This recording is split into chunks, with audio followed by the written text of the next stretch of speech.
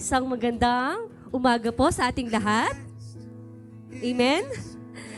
Mukhang nasa ano pa tayo, Hearts Day mode pa tayo, no? Praise God, isang mapagpalang araw po sa ating lahat. Muli, tayo'y nagtipon ngayon bilang isang pamilya ng Diyos. Amen? Siguro hinihiling ko na batiin yung ating katabi. Katabi ninyo, maganda ka pa sa umaga. Batiin niyo yung katabi niyo, maganda ka pa sa umaga, o gwapo ka pa sa ngayong umaga. Yung iba umiiling. Umiiling. So, ngayong araw na ito, nagtipon tayo para sa ating Panginoon upang siya'y parangalan at pagnilayan ng kanyang tawag sa ating pamilya na maging ilaw sa mundong ito. Sabi sa Mateo, Kabanata 5, 14, kayo ang ilaw ng sanlibutan. Kaya ngayong araw, hihandaan natin ang ating mga puso upang sumamba sa ating Panginoon. Tumayo tayo at purihin natin siya. Hindi ko po na tumayo. Tayo po ay manatiling nakatayo at tayo po ay mananalangin. Aming Diyos, salamat po sa araw na ito. Punuin mo ang aming pamilya ng iyong liwanag upang kami ay maging pagpapala sa iba. Basbasan mo ang aming pagsamba upang ikaw lamang ang maparangalan. Sa pangalan ni Jesus, Amen. Praise God. Kaya naman ngayong araw, tayo ay magpapatuloy sa ating pananambahan sa pamamagitan ng praise and worship. Tinatawagan ko na po sila. Tunay nga na napakabuti ng ating Diyos. Patuloy nating itaas ang kanyang pangalan sa ating awitan at papuri. Praise God. Happy Hearts Day! Delated! Hindi po natin sineselebrate ang Valentine kundi Hearts Day. Amen? Amen. Ang lahat ay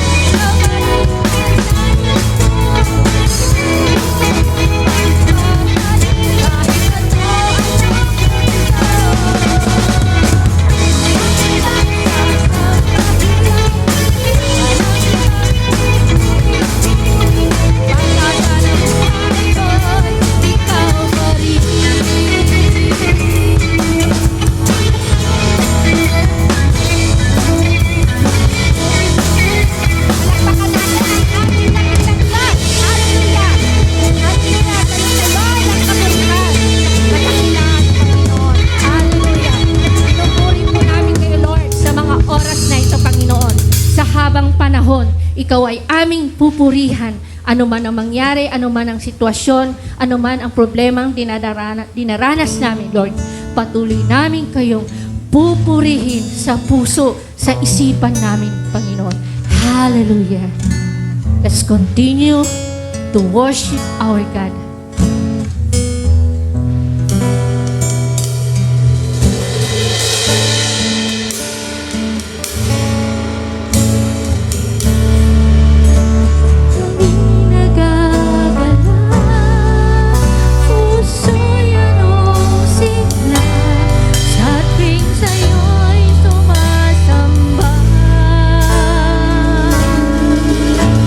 Sa bawat taon na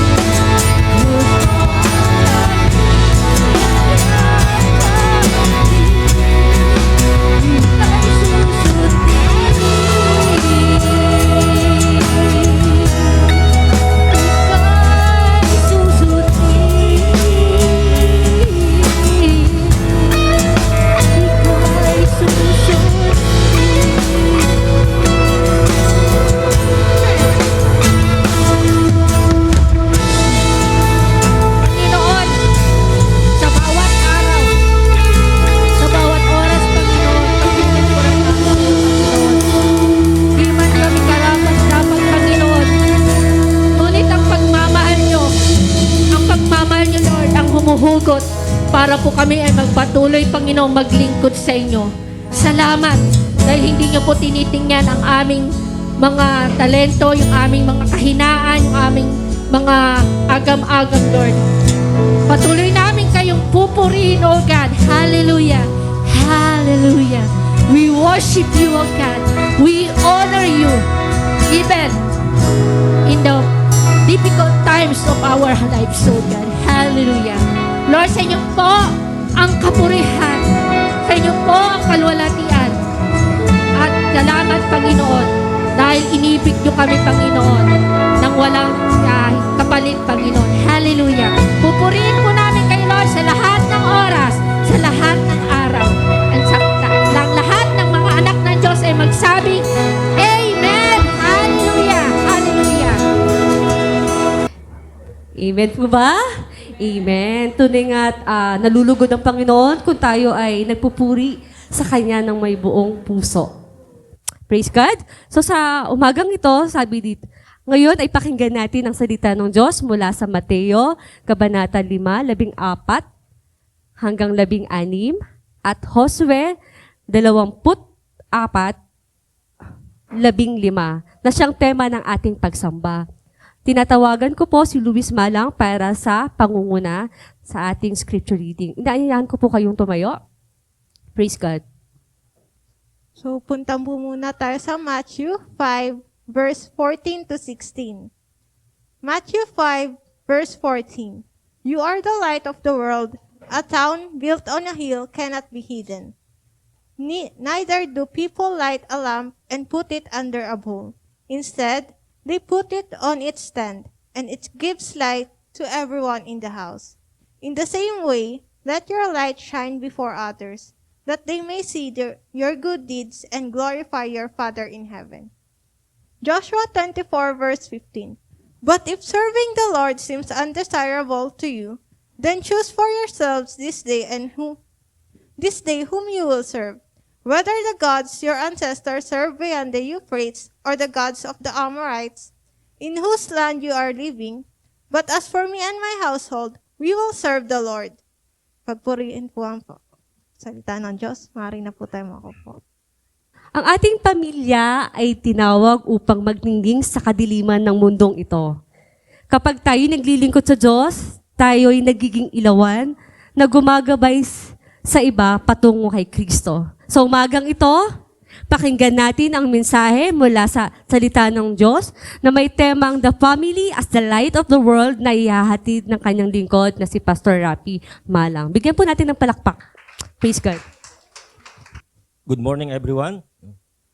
Mukhang marami ang nag-date sa atin ngayon, kaya maraming absent.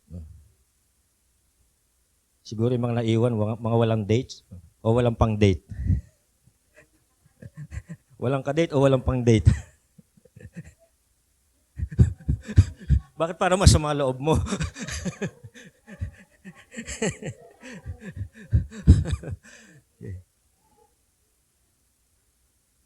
Noong unang panahon, may isang maliit na baryo na walang kuryente. Hindi pa sila naabot ng Meralco. No? Bawat gabi, yung lugar nila ay nababalot ng kadiliman, yung buong bayan ay talagang madilim. Ngunit sa tuktok ng isang burol, may isang bahay na may mga maliliwanag na lantern o mga ilawan na nagniningning mula sa mga bintana nito.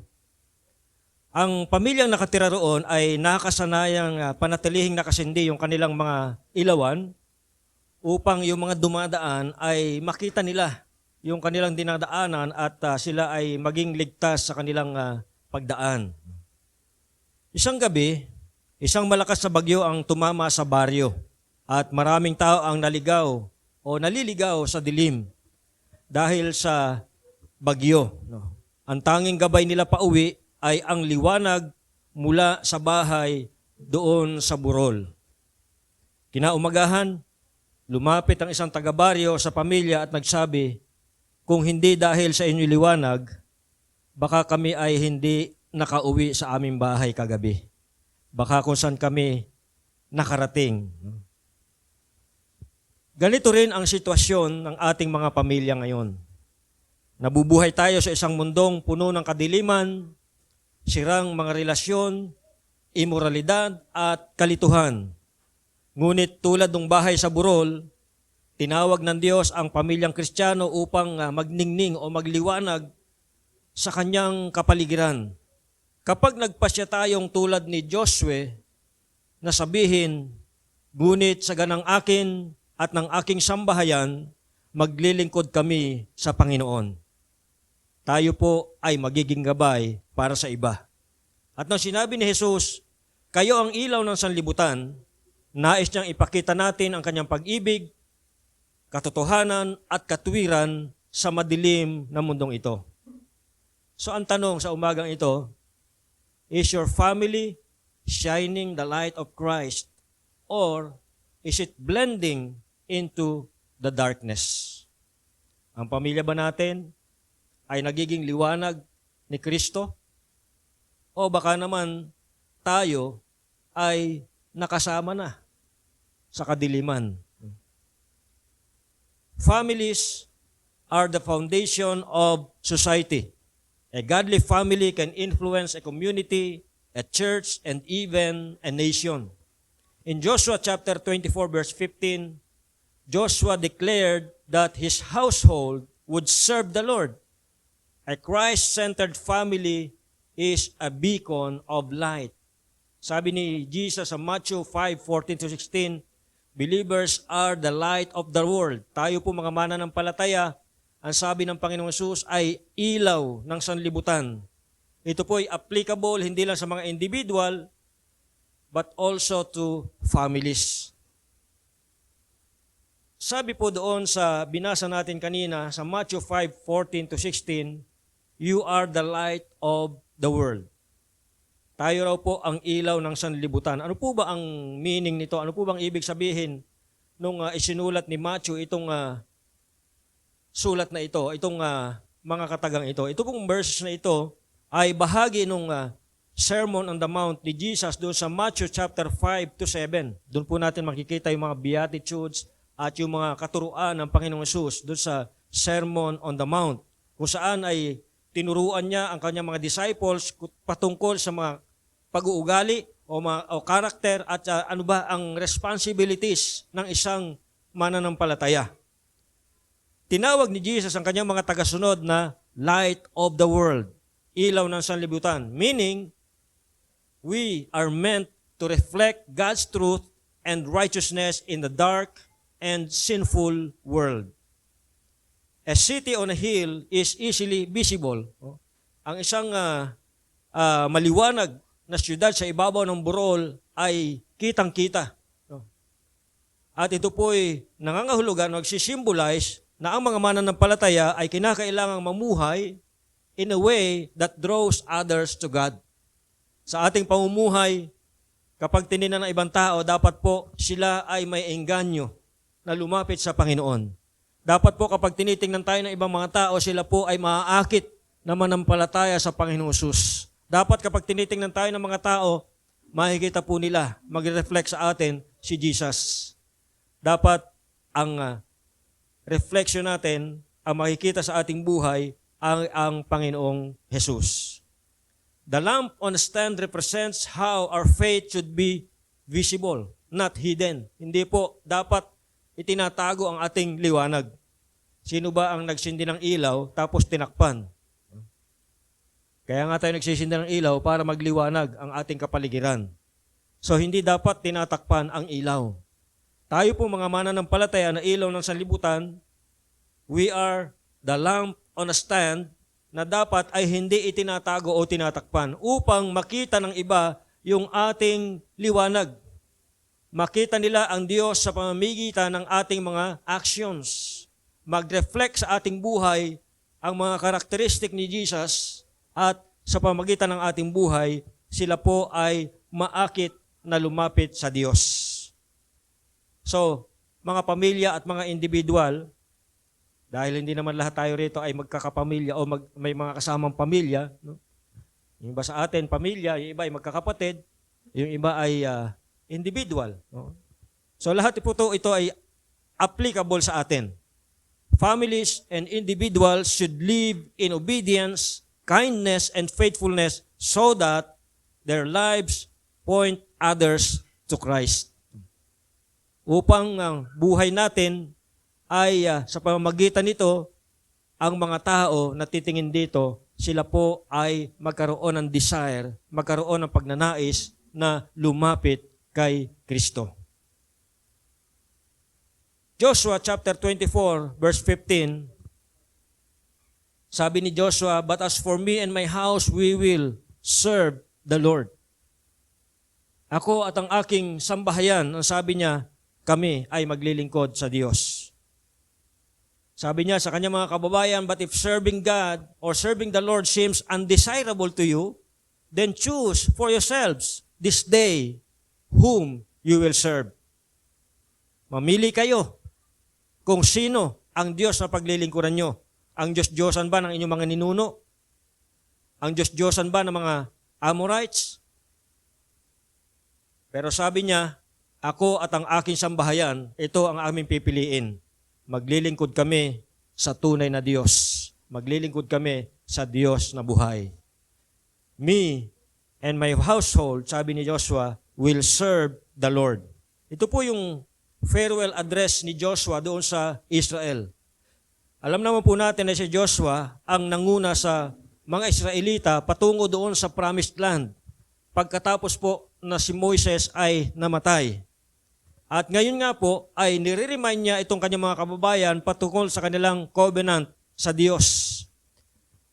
Israel had been tempted by idol worship and they needed to decide whom they would serve, the false gods or the one true God.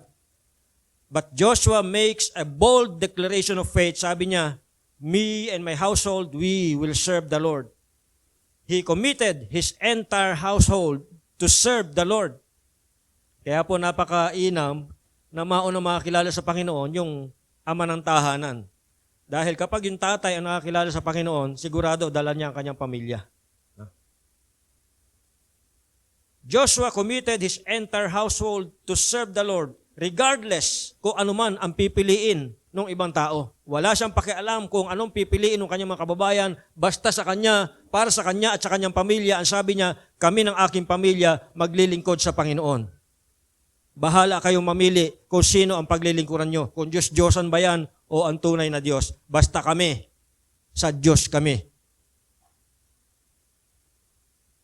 Christian families today face worldly distractions and temptations. But like Joshua, we must make a firm decision to serve God and lead our household in faith. Bago po tayo magpakalayo-layo, tayo muna ay sandaling manalangin. Dakilang Diyos, nagpapasalamat po kami sa buhay ni Joshua, sa example ng kanyang buhay at ng kanyang pamilya na kung saan sila po ay nag-commit na susunod at maglilingkod sa inyo. Ganun din po, Panginoon, ang pagkatawag ng Panginoon Jesus sa bawat pamilya, sa bawat individual na maging ilaw ng sanlibutang ito. Sa umagang ito, sa aming pong pag-aaral, Panginoon, bigyan niyo po kami ng wisdom, ng kaliwanagan sa aming mga puso't isipan at nawa nga po ang lahat ng aming maririnig, makikita, ay amin pong maisapuso. Dalayan ko po ang inyong salita, ang siyang tumimo sa aming puso at ito po ay mag-reflect sa aming buhay. Tulungan niyo nga po kami, Panginoon, na maunawaan ang mga inyong mensahe sa umagang ito. Ito po kami samot dalangin sa pangalan ni Jesus. Amen. Sa umaga pong ito ay titingnan po natin ang ilang mga mahalagang bagay patungkol po sa pagkatawag ng Diyos sa bawat pamilya at sa mga individual. At papaano nga ba tayo maglilingkod sa Panginoon na nagdadala ng kanyang liwanag at kung papaano po ang liwanag ng pamilya ay hindi dapat itago, kundi dapat ito po ay makita. Ang sabi ng Panginoon Jesus, "Let your light shine before others." So, una po, tingnan po natin, ang pamilya ay tinawag upang magliwanag. Yan. So, kaya dyan, nagliliwanag talaga yan. No? Sa Matthew chapter 5, 14 to 16, sinabi ni Jesus, "Kayo ang ilaw ng sanlibutan. Pinapakita nito na ang bawat Kristiyanong pamilya, ang bawat individual ay may tungkulin. Ano po ba yung tungkulin natin? Tayo po ay dapat magliwanag. Ito po yung ating tungkulin sa isang mundo na puno ng kadiliman, puno ng kasalanan, puno ng kaguluhan at pagkakawatak-watak. Dapat po tayong magliwanag. Bilang mga Kristiyano, bilang mga tagasunod ng Panginoon, dapat po ay mag-reflect sa atin yung kaliwanagan ng Panginoon. Ang isang lungsod sa ibabaw ng burol ay hindi maitatago dahil kitang-kita ito kung ito'y napakaliwanag. At ganoon din naman ang isang pamilyang namumuhay ayon sa kalooban ng Diyos. Kapag ang pamilya ay puno ng pag-ibig, puno ng pagkakaisa at pananampalataya, sila po ay nagiging halimbawa sa iba. Nagiging halimbawa ba tayo sa iba? O baka naman na kapag naririnig tayo ng ating kapitbahay, punong-puno tayo ng bangayan, awayan ng awayan, nagliliparan yung mga plato. Paano tayo magiging halimbawa o magandang halimbawa kung ganito ang makikita at maririnig sa atin? Bilang isang pamilya at mga individual na tagasunod ng Panginoon, ang tawag po sa atin, sabi ng Panginoon, kayo ang ilaw ng sanlibutan. At ang ilaw, dapat po yan ay nagliliwanag. So, marapat lang po ang bawat pamilya, ang bawat individual ay mapuno ng pag-ibig, may pagkakaisa at pananampalataya dahil tayo po ang magiging halimbawa sa iba. Ang ilawan sa isang tahanan ay hindi dapat tinatakpan. Kagaya po na sinasabi ko kanina, pag nagsindi ka ng ilaw at tinakpan mo yan, bali wala po yan. Nagsasayang ka lang ng kuryente. Pag inon mo yung ilaw na yan at tinakpan mo lang, huwag ka nang mag-ilaw. Dahil tatakpan mo lang din pala.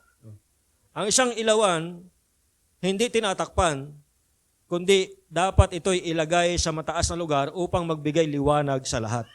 Kasi noong unang panahon po ito, nung isinulat itong mga talatang ito, wala pa namang kuryente. So ang kanila pong ilawan noon ay mga lampara. So pag sila po'y nagsindi ng ilawan, nilalagay po nila sa mataas na lugar para mas malawak yung scope ng kanyang maliliwanagan.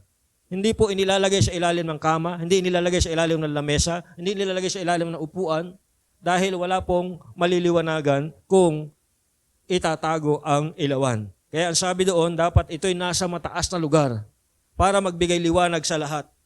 Bilang isang pamilya, dapat po nating ipakita ang mabubuting gawa, ang ating pananampalataya at pagiging tapat sa Diyos upang ang ibang tao ay mapapalapit kay Kristo. Paano nga ba tayo dapat magningning o paano ba tayo magniningning bilang isang pamilya o mga individual na tagasunod ng Panginoon? Bilang mga Kristiyano, paano ba tayo magliliwanag? Una po ay sa pamamagitan ng buhay na may kabanalan.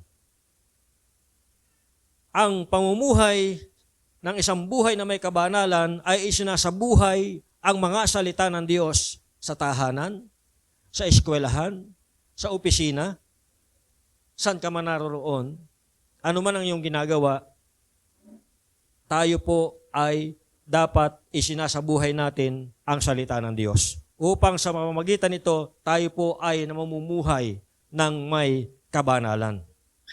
Mahirap pong gawin ito. Madaling sabihin pero mahirap gawin. Lalong-lalo na kung mag-isa ka lang na Kristiyano sa grupo. Mag-isa ka lang na Kristiyano sa iyong barkada. Mag-isa ka lang na Kristiyano sa inyong opisina. No? Pero, ang isang ilaw, kapag ito'y nagliliwanag, kahit isa lang, maliliwanagan ang lugar na kung saan nakasindi ang ilaw na ito. Pangalawa, sa pamamagitan ng pagmamahal at pagkakaisa. Pag mayroong pagmamahalan at pagkakaisa, nandyan yung pagpapatawaran, nagmamahalan at siyempre nagtutulungan. Pangatlo, sa pamamagitan ng paglilingkod sa iba. Tinutulungan ang nangangailangan at nagpapakita ng malasakit. Ang pamilyang nakatuon kay Kristo ay nagiging liwanag ang kanilang tahanan. Nagiging liwanag sila sa komunidad at sa buong mundo. Kaya tulad ng ilawan sa tahanan, huwag nating itago ang liwanag ni Kristo. Ipakita natin ito sa ating pamumuhay araw-araw. kayo po, kapag nasa bagong lugar kayo o mga bagong kakilala, sinasabi nyo bang Kristiyano kayo? O itinatago nyo? Secret lang, no? Kapag nasa school kayo, mga estudyante, so bagong school year, bagong mga kaklase, sinasabi nyo ba sa mga classmates nyo na Kristiyano ako? Or nahihiya kayo? Nahihiya kayong aminin na Kristiyano kayo. Dahil, baka pag nakita nila yung buhay nyo, hindi sila maniniwalang Kristiyano kayo. So dapat po, hindi tayo mahihiyang aminin Kristiyano tayo at dapat po ipamuhay natin na talagang Kristiyano tayo. Dahil kapag kinahihiya po natin ang ating pagiging Kristiyano, ikahihiya rin tayo ng Panginoon sa harap ng Diyos Ama. So, bilang mga ilawan, huwag nating itago ang liwanag ni Kristo. Ipakita natin ito. Dapat tayong magliwanag, dapat tayong magningning. Pakinggan natin, tingnan natin itong isang sinabi sabi niya, the light that shines farthest shines brightest at home. The light that shines farthest shines brightest at home. So makikita niyo po yung reflection ng ilaw, ng liwanag. Habang lumalayo siya, lumalaki yung naliliwanagan niya. Bago natin maipakita ang liwanag ni Kristo sa mundo, dapat muna natin itong makita o magningning ito sa ating sariling pamilya. Kapag ang ating tahanan ay puno ng pag-ibig, pananampalataya at pagsunod sa Diyos, mas nagiging powerful po yung ating testimony sa iba. Pangalawang punto, sabi riyan, the light o pamilyang naglilingkod sa Panginoon ay nagdadala ng liwanag.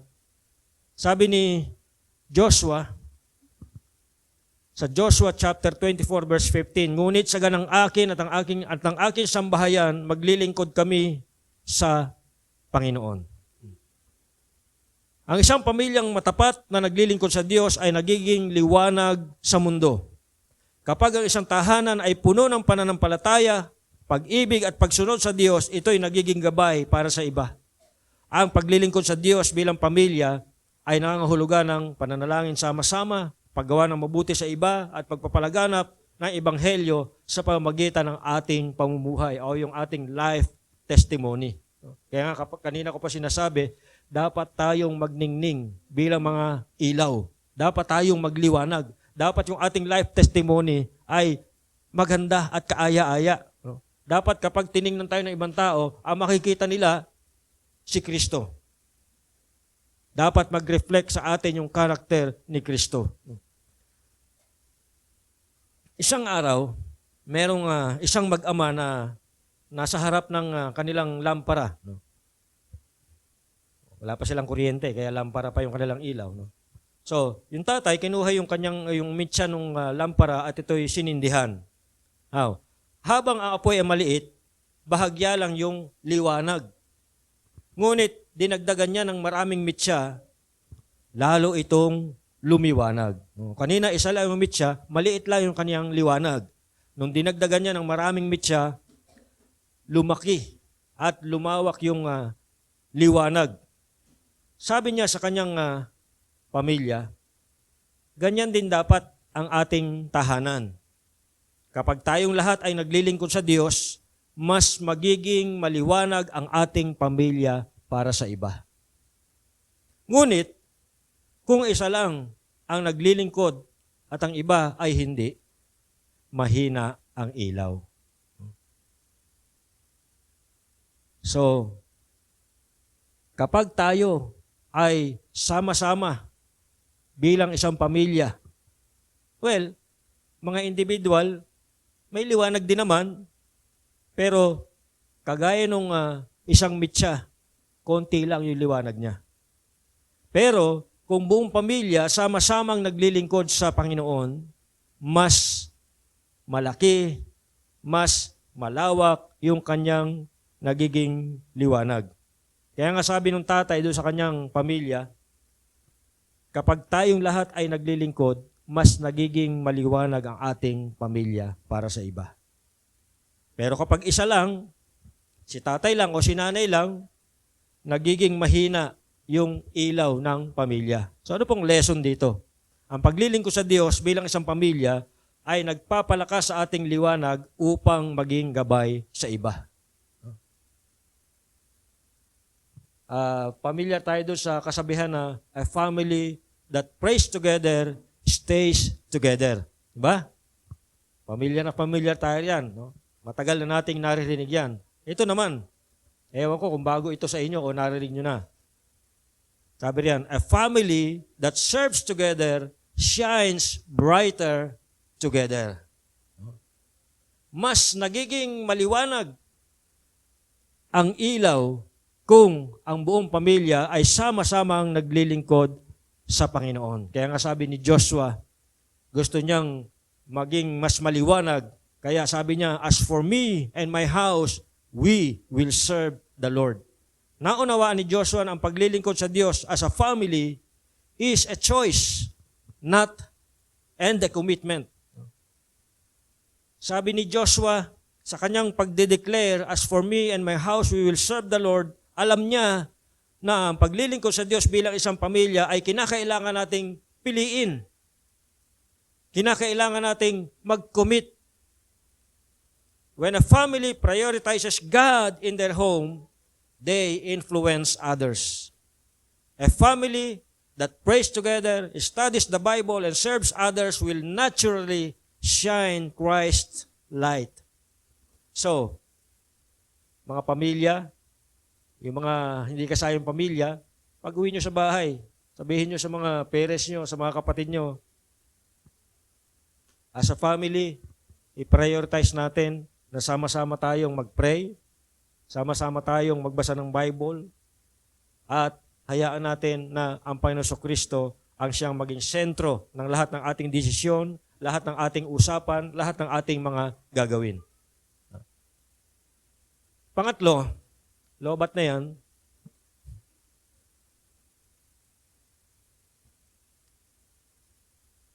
ang liwanag ng pamilya ay hindi dapat itago.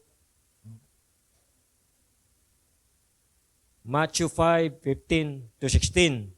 Let your light shine before others. Ang pamilyang sumusunod kay Kristo ay may liwanag ng pananampalataya, pag-ibig at katuwiran. Ngunit, hindi ito dapat itago. Dapat itong makita at madama ng iba. Sabi ng Panginoon Jesus, let your light shine before others. Dapat tayong magliwanag. Dapat itong makita at maramdaman ng iba, yung liwanag na ito. Hindi lang makita, kundi maramdaman din ng iba. Bakit dapat magningning ang ating liwanag ng pamilya? Una diyan, sabi, pinakita natin o upang ipakita ang kabutihan ng Diyos. Kapag ang pamilya ay puno ng pagmamahalan, pagpapatawad at pananampalataya, makikita ng iba ang pagkilos ng Diyos sa kanilang buhay. Makikita ng mga tumitingin na kumikilos ang Diyos sa ating pamilya, na kumikilos ang Diyos sa ating buhay kapag tayo po ay nagniningning yung ating liwanag. Pangalawa, bakit dapat magningning ang liwanag ng pamilya upang magbigay ng inspirasyon sa iba? Sa pamamagitan ng ating mabubuting gawa, ang iba ay maaakit, maihikayat na lumapit at manampalataya din sa Diyos kapag nakikita nila yung ating mga actions, kapag nakikita nila, nararamdaman nila yung ating pag-ibig, kapag nakikita nila yung ating liwanag. Sila ay maaakit din o may engganyo na lumapit at manampalataya sa Diyos. Pangatlo ay upang mapapurihan ang Diyos. Hindi para sa ating sariling kalwalhatian, hindi para sa ating sariling kapurihan, kundi upang ang Diyos ang mabigyang puri sa pamamagitan ng ating pamumuhay. Merong isang batang lalaki, tinanong yung kanyang tatay, bakit kailangan pa nating maging mabuti sa iba? Sabi niya, kung hindi naman nila ito napapansin. Sabi nung anak doon sa kanyang tatay, Tay, bakit kailangan pa nating maging mabuti sa iba kung hindi naman nila ito napapansin? Sabi nung tatay, ang sagot niya, habang inilalagay yung ilawan doon sa gitna ng madilim na kwarto, sabi nung tatay, anak, nakikita ba itong liwanag na ito? Kunwari may hawak akong lampara. No? Sabi nung tatay doon sa kanya, anak, nakikita ba itong liwanag na ito? Sabi ng tatay, anong anak? Opo, tay. Ganoon din ang kabutihan. Kahit maliit na ilaw, napapansin sa kadiliman. Ang ating pamilya, sabi ng tatay doon sa kanyang anak, ay dapat maging ganyan. Nagbibigay liwanag sa mundo. Ano po ang lesson? Ang ating pamilya ay dapat maging ilawan ng pananampalataya, pag-asa at pagmamahal sa ating tahanan, sa ating simbahan, at sa ating komunidad, at kung saan man tayo pumupunta araw-araw. Ang liwanag ng pamilya ay hindi dapat itago. Ito ay dapat makita sa ating pananalita, sa pag-uugali at pamumuhay. Kapag tayo ay namumuhay ng may kabanalan at paglilingkod sa Diyos, mas maraming tao ang may hikayat na lumapit sa Kanya. Again, tandaan po natin ito. Ang pamilya na sumasamba at naglilingkod sa Diyos na sama-sama ay nagiging liwanag na hindi matitinag sa isang madilim na mundo. The world is in darkness. Nakikita naman po natin, pasama ng pasama ang mundo. Padilim ng padilim ang ating mundong ginagalawan. But a Christ-centered family shines as a beacon of hope. Joshua 24:15 challenges families to make commitment to serve God. Matthew 5:14-16 reminds families that their faith must be visible to the world. So mga kapatid, magdesisyon po tayo ngayon. Magdesisyon tayo to make Christ the center of our home. Magdesisyon tayo to pray for our family to be a light in our community. Magdesisyon tayo at mag-commit tayo na ipamuhay ang ating pananampalataya upang makita ng iba ang kaluwalhatian ng Diyos sa pamamagitan ng ating mga buhay at ng ating pamilya. Lastly, sabi diyan, let your light shine before others, that they may see your good deeds and glorify your Father in heaven. Matthew chapter 5, verse 16. At habang tumutugtog po itong song na ito, let us meditate upon the message of this song, pinamagatang Christ be magnified. Nawa nga po, ang Panginoon Kristo ay makita, ma-magnify sa pamamagitan ng ating mga buhay at sa pamamagitan ng ating pamilya.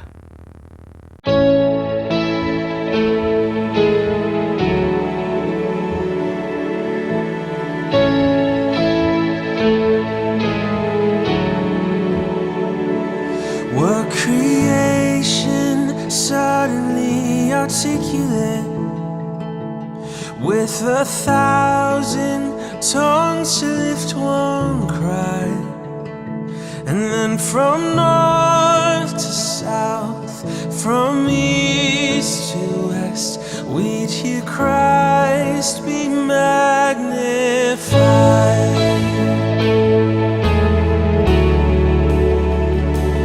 Were the whole earth echoing His eminence, His name would burst from sea and sky, from rivers to the mountain tops, we'd hear Christ be magnified.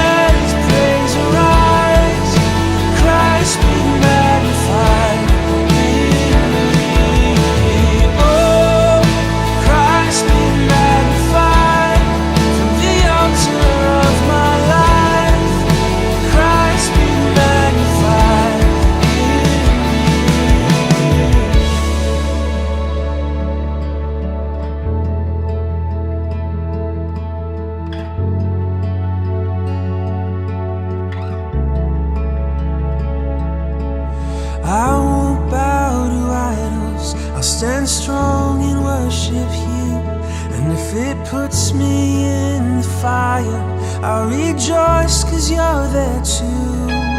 I won't be formed by feelings, I hold fast to what is true.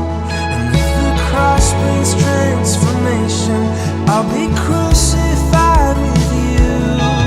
'Cause death is just a doorway into resurrection life. And if I join you in your suffering, then I'll join you when you rise. And when you return in glory with all the angels and the saints, my heart will still be singing, my soul will be the same. Oh, Christ be magnified, let His praise arise. Christ be magnified in me. Oh, Christ be magnified from the altar of my life. Christ be magnified in me. Oh,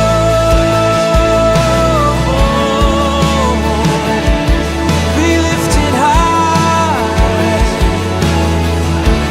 in me. Oh, Christ be magnified from the altar of my life. Christ be magnified in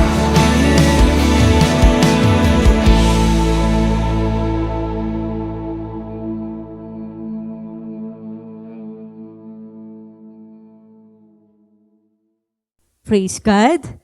So, sa pagkakataon na ito, sa ating pagbibigay, isang paraan ng pagsamba. Kaya naman, tinatawagan ko na po si Sister Helen para po tayo po ay pangunahan.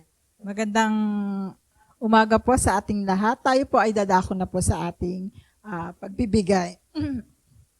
Ngayong araw po ay may pagkakataon po tayong ipakita ang ating pagmamahal at pagtitiwala sa Diyos sa pamamagitan ng ating pagbibigay. Sabi po sa Corinto 2 Corinthians 9:7, ang bawat isa ay dapat magbigay ayon sa ipinasya ng kanyang puso. Hindi mabigat sa loob o sa pilitan, sapagkat iniibig ng Diyos ang masayang nagbibigay. Ang pagbibigay ay hindi lamang po isang obligasyon, kundi isang privilege, no? Kapag tayo po ay nagbibigay, ang ating pananampalataya sa ating Diyos ay ito po ay sisimbolo po kung paano natin iniibig ang ating Panginoon. So ang ating handog ay isang pagpapahayag ng ating pasasalamat at pagsamba sa Kanya.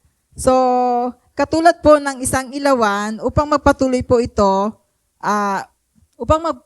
patuloy po itong magbigay ng liwanag, kailangan pong may langis o kuryente na nagpapatakbo nito. So, ganito rin po yung gawain ng ating Panginoon o simbahan. Upang patuloy na maging ilaw sa ating komunidad, kailangan meron po tayong pusong handang magbigay ng kanilang yaman, oras, talento para sa gawain ng Diyos. Amen po ba? Kaya sa ating pagbibigay ngayon, naway gawin natin ito ng may kagalakan, pagtitiwala at pagsamba. So, ialay natin ito hindi lamang bilang isang handog, kundi bilang isang pagsunod sa panawagan ng Diyos. So, amen po. So, bago po tayo magbigay, tayo po ay manalangin. Aming Ama sa langit, salamat po sa lahat ng pagpapala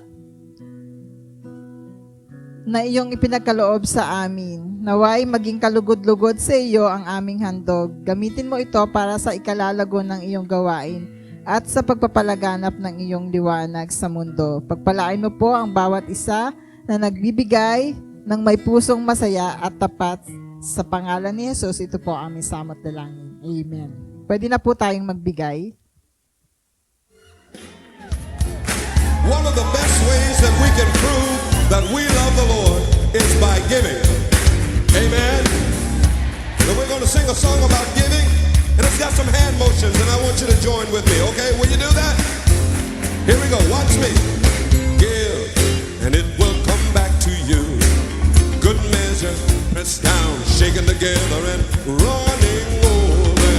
Give, and it will come back to you.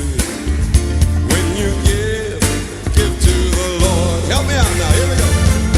Give, and it will come back to you. Good measure, pressed down, shaken together, and running over.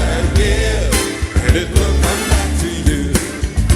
When you give to the Lord. Give in love, give in faith, give with joy, and a smile on your Ngayon naman po, once again, good morning at Happy Hearts Day po sa bawat isa. Nakapag-date na po ba ang bawat isa? Yung iba wala. Pero masaya, dapat maging masaya pa rin tayo. Kasi tayo ay, dahil ang ating puso ay, tumitibok pa rin, di ba? Dahil kay Lord yan, binigyan niya pa rin tayo ng buhay para mabuhay, di ba? Kung wala si Lord sa ating buhay, walang kulay ang ating buhay. Amen? So, si Lord talaga ang reason kung bakit tayo ay umiibig. Praise God. No? So, totoo talaga ang Panginoon ang dahilan ng lahat ng ito kung bakit tayo nagsiselebrate ng Hearts Day. No? Sa ating mga Kristiyano, pinagdiriwang na natin ito as a Hearts Day na ibigin natin ang ating kapwa katulad ng pag-ibig natin sa ating Panginoon. So, ngayong umaga, dadako na po tayo sa announcement and acknowledgement. We would like to thank our leaders today na ginamit ng Panginoon sa araw pong ito. Especially sa ating praise and worship. Na may napansin ba kayo sa ating praise and worship? May mga bagong mukha. No? Salamat sa pangunguna ni Ate Jenny, Sister Jenny Taton, sa kanyang pag-lead sa praise and worship. Then, ang ating backup na si Vanessa and Micaela. Salamat sa Panginoon sa kanilang mga magagandang boses. And salamat din sa Panginoon sapagkat muli nakita natin muli si Kuya Hendrik and Kuya Janjan. Palakpakan naman natin ng Panginoon na muli sila ay nakipiling namin sa praise and worship team, no? So salamat sa patuloy na pagbabalik ng kanilang paggamit sa Panginoon. And ayan, yun yung mga leaders, nasa likod na pala natin. So, salamat din sa Panginoon kay Pastor Rapi sa naghatid ng kanyang mensahe. At kaninang umaga sa ating devotion, si Ate Vanessa, salamat sa kanyang pag-lead sa ating devotion. At ano pa ba? Sa ating scripture reading today, kanina, si Luis Malang. And of course, salamat sa Panginoon sa pangunguna po ninyo as MC, yours truly. And next Sunday po, nais ko pong pasalamatan, si Pastor Vlad for the drummers sa ating bassist, si Robic Malang. Ang ating mga guitarist na muling bumalik, si Henrik and John Asas. At ngayon naman po, para sa ating church activities, every Wednesday at 8 p.m. Then, yung ating youth small group, ang ating boys and girls, sa Saturday yon, every Saturday at 4 p.m. And then, this coming Sunday, magkakaroon po ng adjustment ang mga bata. Kasi ang children's usually is 3 to 5 p.m. So, dahil po magkakaroon tayong mga men and women na mga adult ng Love Day, siyempre kailangan meron din tayong celebration. Dito sa NCAP, dito lang sa ating church na bawat isa ay magdadala ng food to bring. Bring food to share, okay? Ano man yan, maliit man o malaki, tayo ay magdala o mag-share para sa ating fellowship. And then, salamat din po sa bawat isa na naka-assign every Saturday para po maglinis ng ating simbahan. Kung wala po ang inyong presensya, ay hindi mananatiling maayos, malinis ang ating simbahan, no? Every first, ang mga naka-assign po ay mga women. And then the second Sunday or second week, mga young pro. Okay? And then, every third week, ang mga youth. And then the last is para po sa mga men. Okay, no? So bawat isa ay ministry ay meron pong mga naka-assign. For other announcement po, yun nga po kanina nabanggit ko na po, nagkakaroon po tayo sa mga couples or men and women, ay iniinyahan ko po kayo na dumalot po tayo.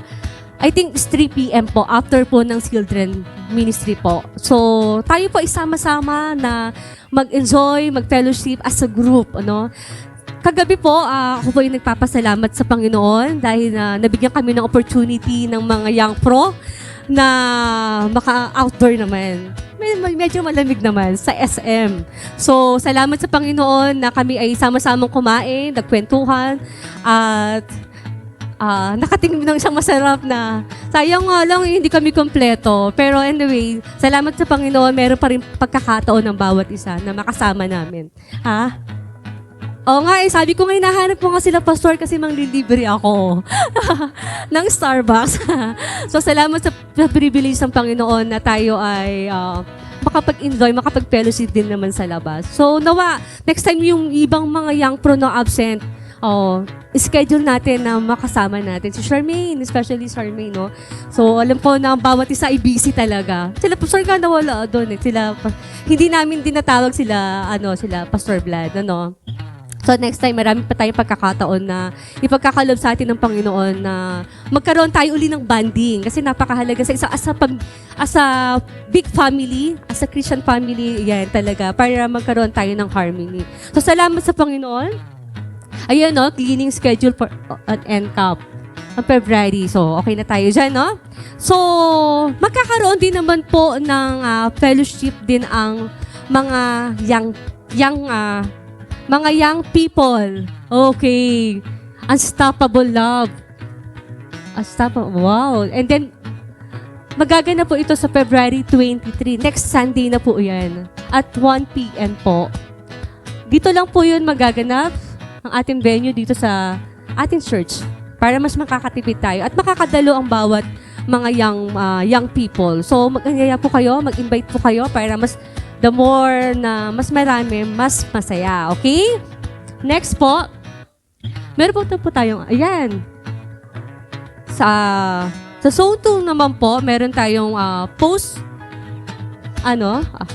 post-February fellowship. Yun yung PAPOL. PAPOL po tayo, PAPOL. Hindi kaya nahulog ka. Okay, PAPOL na gaganipin naman, mamaya po ba yan? Ay, hindi. Next month po pala yan. That is March 16, okay? At 2 p.m. onward. So, sa ang venue po ay Jesus Holiness Alliance Church sa Floodway, Taytay Rizal. So, may registration din po sila na sa young teens, 10 pesos. So, young people is 20 pesos and the young pro is 30 pesos. So, paghandaan po natin yan, mga young teens, ay young people na makapag-join tayo doon. Samantalahin natin na tayo ay habang bata pa at free pa tayo. Na sumali tayo sa mga ganyang activities para mas lalo tayo ma-develop. So, yan po yung ating mahalagang announcement and acknowledgement for today. But, nais ko din po palang ipabatid sa inyo for next leaders for next Sunday. Si Pastor Rapi po sa ating MC. And para po sa ating scripture reader ay si Myrene Venus. And para po sa call to offering po, si Eliza Malang. So, yun po ang ating mga announcement and acknowledgement. Kaya naman po, ano pa ba? Wala na po. Nagpapasalamat po ako sa bawat isa sa inyong presensya sa araw na ito na tayo po ay nagkatipon sa sa umagang ito, no? Tulad ng isang ilawan na hindi dapat itago, ang ating pamilya ay tinawag upang magliwanag. Maglingkod tayo na may pananampalataya at ihayag ang pag-ibig ni Kristo. Purihin ang Diyos. Maging pagpapala tayong lahat ngayong linggo bilang ilaw ng mundo. Tayo ay tumayo para po sa ating closing prayer and benediction. Tinatawagan ko po muli si Pastor Rapi Malang. Nakalimutan ko nung last Sunday dapat ng January ito nangyari, no? Pero ngayon po natin, so relax lang muna kayo dyan, ha? Kasi di ba nag-start tayo this year do sa ating Bible reading. No? So, ngayon po ay magkaroon tayo ng Bible quiz. No? Para makita natin kung nagbabasa ba talaga. No? So, natapos na yung Genesis. No? 10 question lang naman itong pinrepare ko. 10 out of 100. So, kung alam niyo po yung sagot, taas lang ng kamay. No? Meron, pero ilistan nyo lang muna. Yan. First question. Who was the first man created by God? Gusto niyo ba ng clue? Sinong, si Miguel daw. Miguel. Ayaw mo ng clue? Okay, tingnan natin ha. Yan, si Moses ba? Si Adam? Si Noah? Or si Abraham? Ano sagot mo? Ha? Sino? B. Letter B?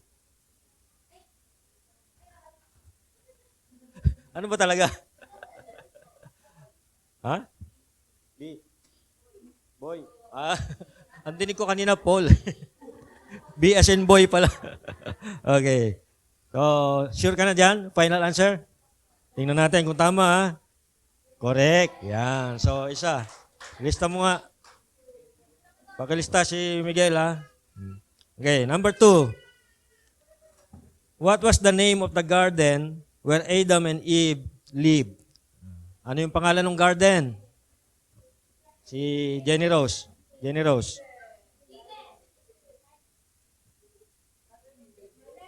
Mali.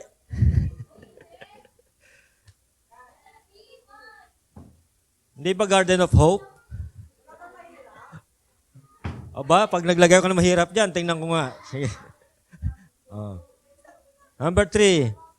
Who built the ark to survive the great flood? Hindi ba si Abraham? Hindi ba si Moses? Si Noah ba? O si Jacob? See. Yeah. What was the sign of God's covenant with Noah after the flood? Yan. A dove? Rainbow daw, sabi ni Jenny.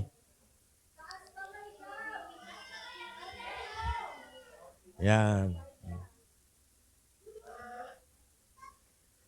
Who was promised that his descendants would be as numerous as the stars? Magtaas kayo ng kamay kung sasagot kayo. Si Isaac ba? Si Lyle daw.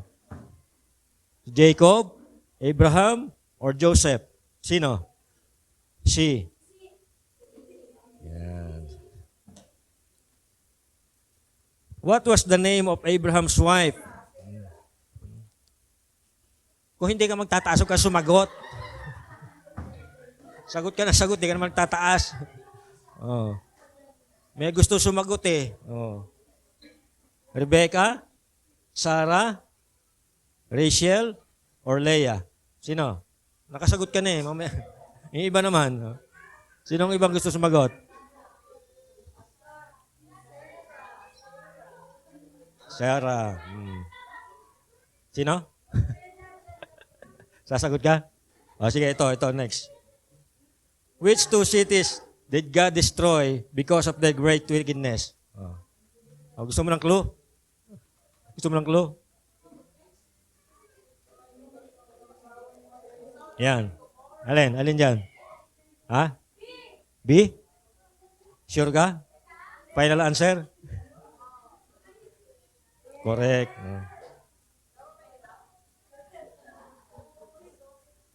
Mamaya, bibigyan kitang mahirap pag di mo nasagot, ha?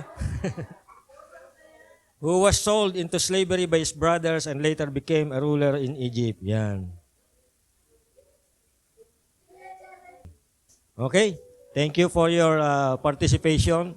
Sa susunod naman yung Exodus. Salamat Panginoon sa araw na ito na muli po ay nagkasama-sama kami upang purihin at itaas ang iyong dakilang pangalan. At nawa nga po ay patuloy kaming samahan sa buong linggong ito. Anong po yung mga gagawin ng bawat isa. Dalayan ko na papagtagumpayin niyo po ang aming mga gagawin, ang aming mga pupuntahan, at dalayan ko ang inyong pag-iingat na sumaamin at higit sa lahat ang inyong pagpapala ay makamtan ng bawat isa.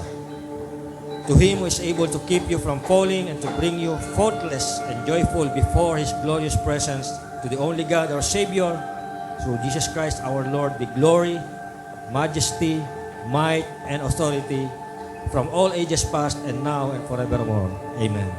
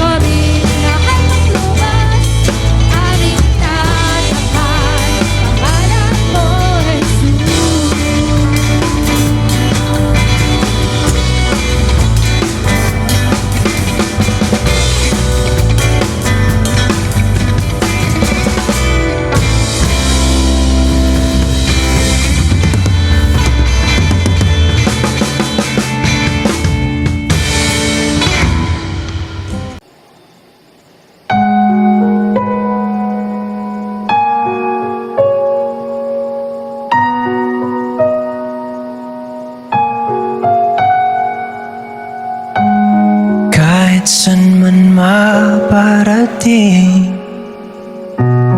hanap pa rin ay iyong lambing. At kahit ano man ang mangyari, sa'yo pa rin uuwi.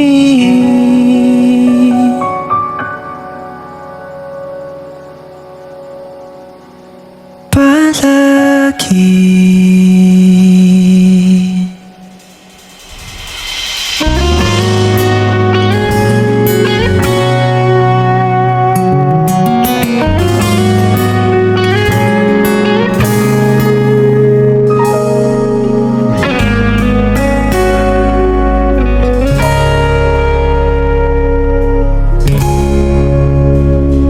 Di man araw-araw na nakangiti, ilang beses na rin tayong humihindi. Di na mabilang ang ating mga tempuhan. Away ba't di natin di na namamalayan? Eto tayo, ngunit sa huli palagi babalik pa rin sa yakap mo hanggang sa huli. Palagi pipiliin kong maging sa'yo, ulit-ulitin man. Nais kong malaman mo, iyo ako, palagi.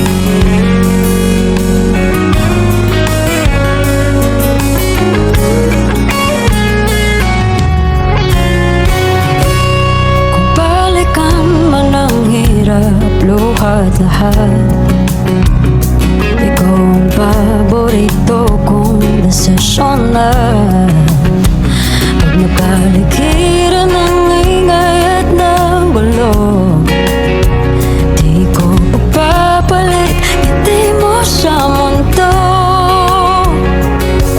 Oh, eto tayo Sa huli, palagi babalik pa rin sa yakap mo. Hanggang sa huli, palagi pipiliin kong maging sa'yo. Ulit-ulitin man, nais kong malaman iyo ko.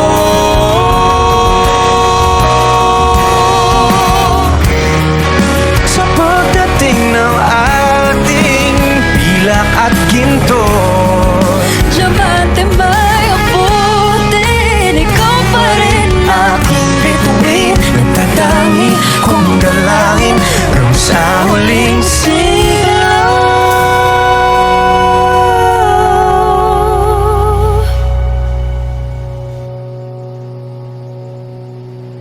sa huli. Palagi babalik pa rin sa yakap mo. Mahal, sa huli, palagi pipiliin kong maging sa'yo. Ulit-ulitin man, nais kong malaman mo iyo ko.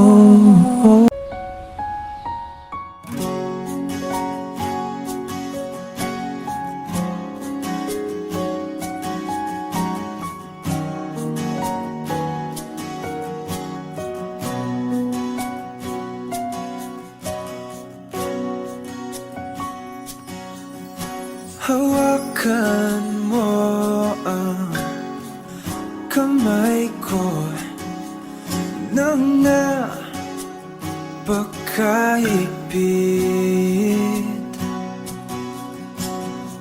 Pakinggan mo ang tinig ko. Di mo ba pansin